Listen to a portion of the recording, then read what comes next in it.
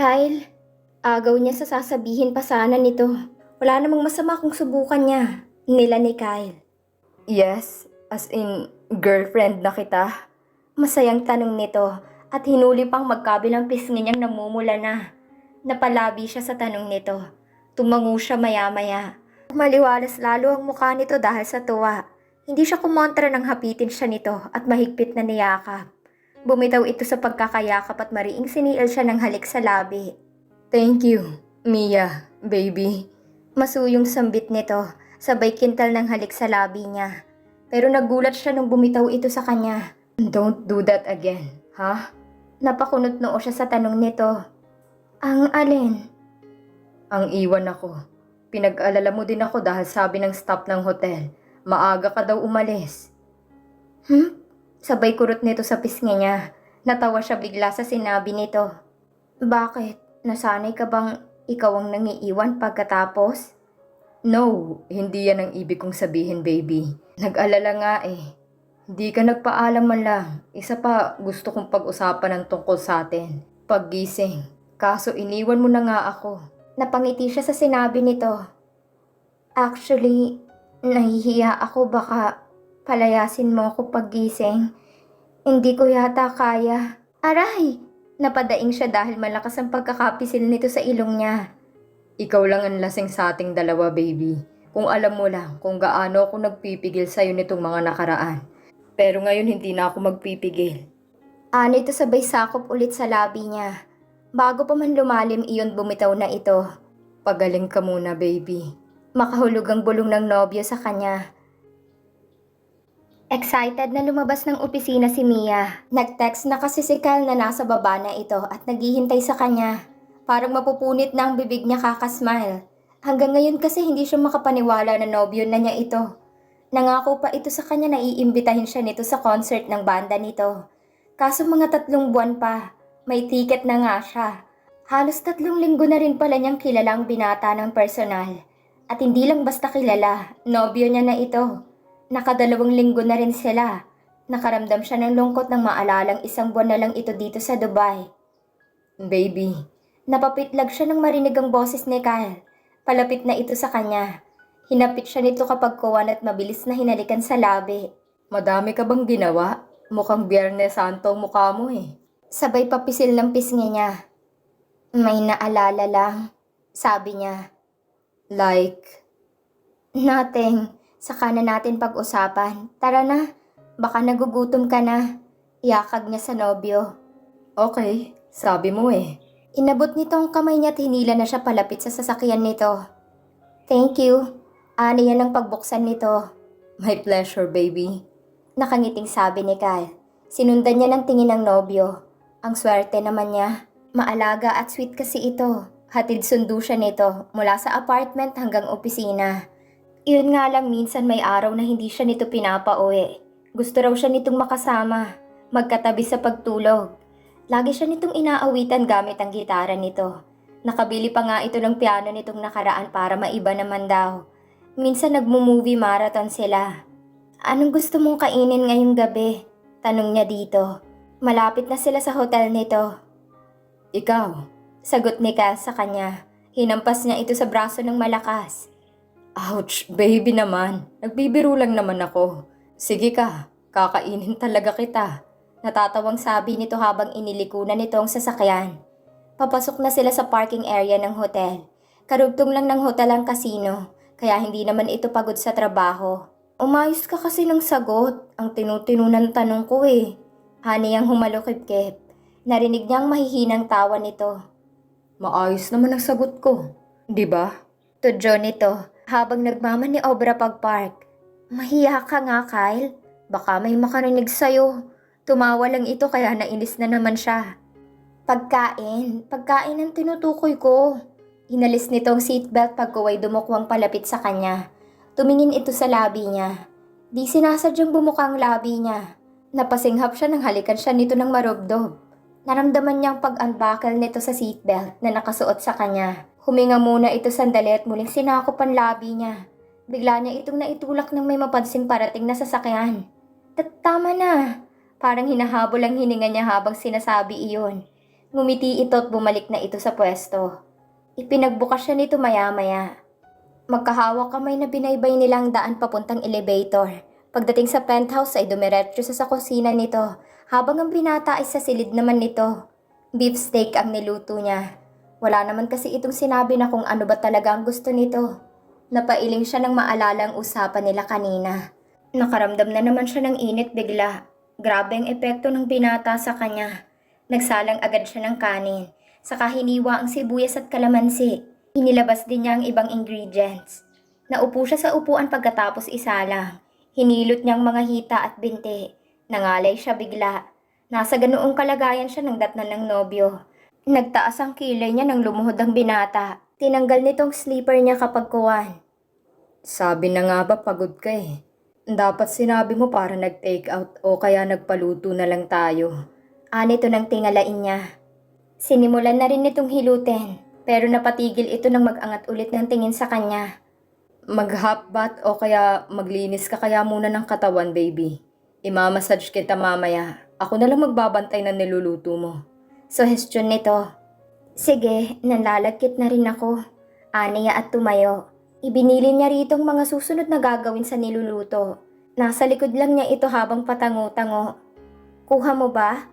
Baling niya dito kapag kuwan. Panay kasi ang tango. Nakuha na kita, baby, kaya wag mo nang itanong. Biro nito. Hinarap niya ito at kinurot sa tagiliran. Sarap. Isa pa. Nakangising sabi nito. Sa singit pa, baby. Hinampas na niya ito sa sobrang inis. Ang dami mong alam. Bantayan mo yan ha. Baka masunog. Inirapan niya ito. Ngumuso lang ito sa kanya. Baby. Tawag nito sa kanya maya-maya. Bakit? Pasabay. Che! Bulyaw niya dito at mabilis na pumasok sa silid nito na bitbit ang bag. Nasa kusina naman si Kyle, kaya hinubad na niya ang lahat ng suot niya sa kwarto nito. Itinupi niya yun at inilagay sa organizer na lagayan ng marumi niyang damit. Hindi siya nagiiwan ng gamit sa silid ng binata, maliban lang sa damit na naiwan niya nang malasing siya. Mabilis na tumalima siya pagpasok ng banyo at naligo pagkatapos. Nagsusuklay siya ng buhok nang pumasok si Kyle sa silid nito. Kita niya sa salamin ang paglapit nito sa kanya. Hindi na siya nagulat nang yakapin nito. Luto na ba? Yup. Anito at itinukod ang baba sa balikat niya habang nakatitig sa kanya. Aniyang hindi makapaniwala. Baby naman, akala mo ba sa akin walang alam sa pagluluto? Sige, simula bukas ako nang magluluto. Ang dami mong sinabi. Ang sabi ko lang naman, di ba? Hinarap niya ito. Ngumiti ito sabay hapit sa kanya. Kyle, di na naman mapigilan ng malandi niyang puso ang mabilis na pagkabuk ng dibdib. Yes, baby. Bitawan mo ko, ihahanda ko ng mesa. Mahinang sabi niya. Nakahanda ka na, di ba? Pili yung tanong nito sa kanya. Kyle, pinanlakihan niya ito ng mata. Kalma lang, baby. Nagbibiro lang naman eh. Bago siya nito binitawan ay mariing hinalikan pa siya nito sa labi. Inis na hinampas niya ito sa balikat. Lagi na lang ganun si Kyle sa kanya. Babae siya, alam niyang nais na ipahiwatig nito. Pero siyang nagkokontrol nitong nakaraan. Iniwan niya ito at lumabas ng silid nito. Nakasunod lang ito sa kanya. Tinulungan siya nitong maglagay sa mesa ng mga gagamitin sa pagkain. Baby, hindi ka ba uuwi ng Pilipinas? Napatigil siya sa pagsasali ng tubig. Hinarap niya ito. Wala pa akong maipagmamalaki sa magulang ko, Kyle. Napakunot noo ito. Kailangan ba yun? Di ba nila alam na naghihirap ka dito para sa kanila? Nagpakawala siya ng buntong hininga. Naupo siya sa upuan niya, naupo na rin ito. Kailangan siguro, ewan ko. Ayoko munang pag-usapan ng magulang ko, Kyle. Kinagap nito ang kamay niya, pagkaway hinalikan iyon. Masusunod, baby. Lagi mo lang tatandaan na narito lang ako para sa'yo, okay? Tumango siya at ngumiti dito. Hindi naman sila gaanong nag-usap ni Kyle sa hapagkainan. Kagaya ng nakaugalian ng binata, nagigitara na naman ito sa sofa pagkatapos. Siya naguhugas ng mga pinagkainan nila. Napalingon siya sa sopa nang tumigil ang binata sa pagtugtog.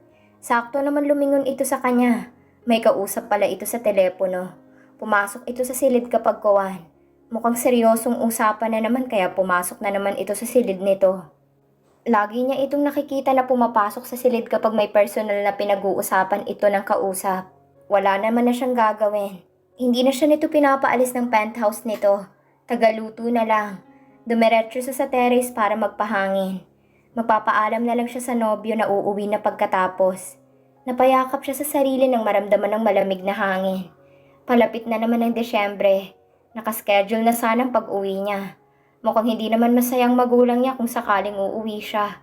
Nakaraang taon nga sinabihan siya na magsasayang lang siya ng pera. Tapos babalik din naman kaagad. Hindi na niya itinuloy magpabook. Siguro nga sa Dubai siya nararapat. Pero mas gusto niya sana sa Pinas magtrabaho. Napaangat siya ng tingin na lagyan siya ng binata ng jacket sa balikat. "Thank you," masuyong sabi niya. Basta ikaw, baby. Tumabi ito sa kanya kapag kuwan. Hinigit siya nito at inakbayan. Isinandal niya ang ulo sa balikat nito maya-maya. "Kyle, sinong kausap mo kanina?" Natigilan ito saglit. Nagsiselos ba ang baby ko? Biro nito. Hindi naman sa ganon. Curious lang ako. Mahinang sabi niya. Wala yun, baby. Do you believe me?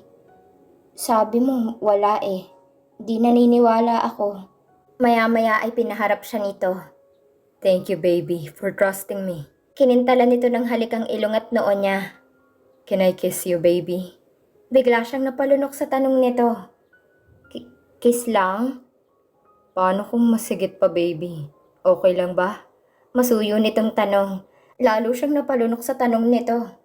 May kung anong init na naman siyang naramdaman sa paligid. Kanina lang nilalamig siya. Ngayon wala na siyang makapanglamig, kundi puro init na. Baby.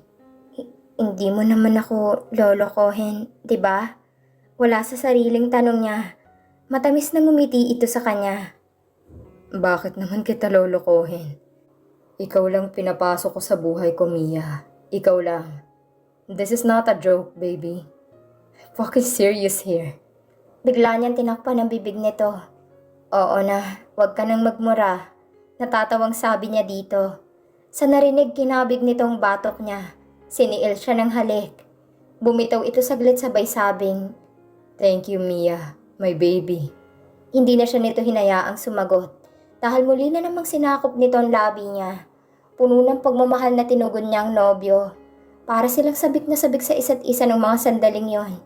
Sinalubong niya ang bawat halik ng binata na para bang wala ng bukas. Napaungol siya. Namalaya na lang niya ang sariling nakakandong na sa binata. Unti-unti nang hinuhubad ng binata ang damit niya. Bumitaw ito saglit at ngumiti sa kanya sabay hubad ng pang-itaas niya. Napasubsob ito sa leeg niya. Inulan nito ng halik iyon. Bumaba ang dila nito sa magkabilang balikat. Maging sa braso niya. Maya-maya ay sa taas ng dibdib niya. Ilang sandali pa'y narinig niya ang pag-unhook ng bra niya. Puno ng pagnanasa ang mata nito nang tingnan siya nito. Partikular na sa kanyang hinaharap. Pakiramdam niya ang wild niya ngayong gabi. Gustong-gusto niyang bawat kilos ng binata. Ramdam niyang pagmamahal nito. Kahit hindi man ito direktang sinasabi. Ang mga pinaparamdam nitong init ay higit pa sa pinaramdam nito noong una. Para silang nasa apoy na nagliliyab. Dala ng kahibangan. Pinaglandas niya ang kamay niya patungo sa shorts nito. Gusto na niyang maramdaman ng binata ng mga sandaling yon. Tara sa loob, baby. Anas nito at kinagat pa ang tenga niya. Masuyong tango ang sinagot niya dito. Mapusok siya nitong hinalikan kapag kuwan. Naramdaman niya ang pag-angat niya sa ere. Hindi nito binibitawan ang labi niya hanggang sa makapasok. Hindi ko na kaya, baby. Inilapag siya nito at mabilis na hinubad ang lahat ng saplot niya. Para silang hinahabol ng mga sandaling yon. Wala na rin itong itinira sa saplot. Hinigit siya ng binata at pinagdikit ang hubad nilang katawan. Dan, ilang araw ko nang gustong angkinin ka, baby. Kung alam mo lang. Namamaos nitong sambit. Hinawakan nito ang pang-upo niya at pinisil iyon. Hindi niya maiwasang mapalabi. Maya-maya ay umangat muli siya sa ere. Masuyo siyang inihiga ni Kyle sa malapad na supat kinubabawan. You'll be mine again tonight, baby. Sabay sakop nito sa labi niya. Napaliyad siya nang maramdaman ng daliri nito sa hita niya. Oh, Kyle. Hindi na mapigilang tawagin nito nang bumitaw ito. Yes, baby. Moan for me. Anas nito. Excitement ang nararamdaman niya habang hinihintay ito. Napapikit siya sabay impit ng ungol niya nang maramdaman ng ekspertong ginagawa nito. Wild night para sa kanilang dalawa. Hindi niya alam kung saan babaling ng mga sandaling yon. Bigla niyang pinigil ang binata. Stop it, Kyle. Oh God, stop it! Napangiti ang binata nang mag-angat ng tingin. I love you. Alam mo ba yun, baby? Bulong nito nang pumwesto sa taas niya. Nakakapanghina naman. Nahihiyang sambit niya dito. Maya-maya ay naging mabilis ang mga kilos nito. Sinasabayan niyang bawat galaw nito. Hingal na hingal ang binata na nahiga sa tabi niya. Alam niyang sabay nilang narating ang kaligayahan. Dahil kapwa sila natigilan ng mga sandaling yon. Pahinga muna ako, baby. Nakangiting saad nito sa kanya. Hindi niya maiwasang mapangiti sa sinabi nito. Mga 5 minuto lang yata itong nagpahinga at binuhat siya papasok naman sa kwarto nito. Muli na namang napuno ng ungol ang 4 na sulok na yon.